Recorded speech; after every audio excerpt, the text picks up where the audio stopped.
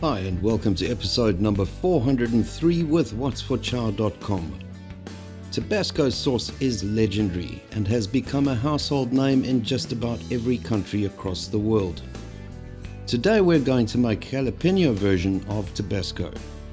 But if you have access to Tabasco chilies, you can use these if you prefer. This recipe does not take 3 years like the original Tabasco recipe, but will yield a sauce that tastes almost exactly the same as the legend. To start, weigh out the peppers and the Prague powder. The Prague powder will inhibit the growth of unfriendly bacteria and preserve the color of the chilies during fermentation. Cut the stems away from the peppers and slice them into rings. If you have a sensitive skin, you may want to wear gloves. Whatever you do, don't rub your eyes or nose. Place the chopped peppers and the Prague powder in your food processor and process until fine. Transfer the processed chilies to a largemouth glass jar. Using a canning funnel really helps when doing this. Place a double layer of kitchen paper over the top of the jar and tie this securely in place with a length of butcher's twine. An elastic band will also do fine.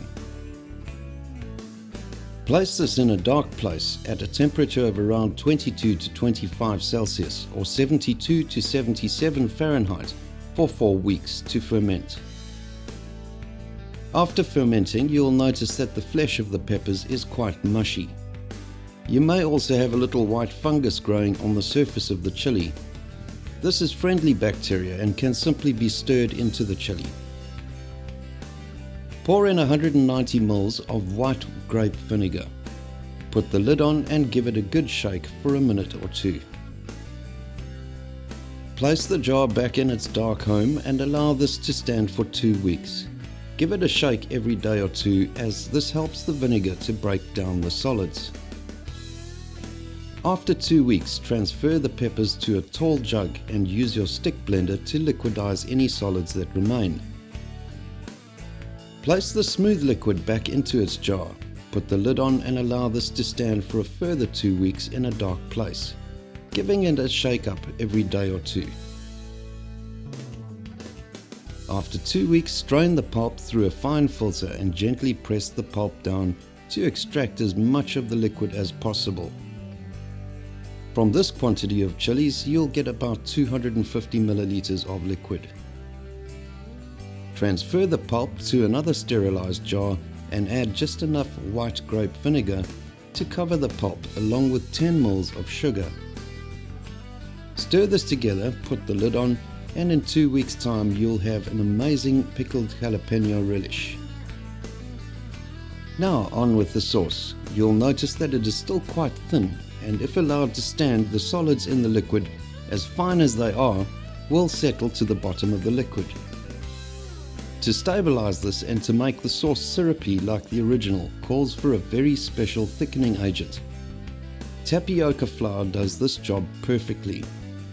Xanthan gum also does a great job, as it has the same properties as tapioca. You cannot use flour or corn flour. Mix the tapioca flour with 30 ml of white grape vinegar and stir this into the pepper sauce. You will notice a color change. This is temporary, as when the tapioca cooks it turns transparent and will not affect the color of the sauce at all. Pour the sauce into a small pot and bring this to a boil over medium heat, stirring continuously.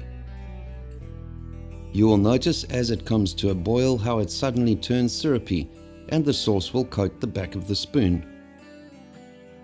Remove from the heat and allow this to cool for 15 minutes.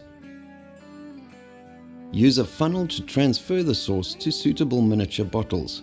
Pop the corks or caps on and you're done. Thanks for joining us today. Please subscribe to our channel and we'll see you again tomorrow.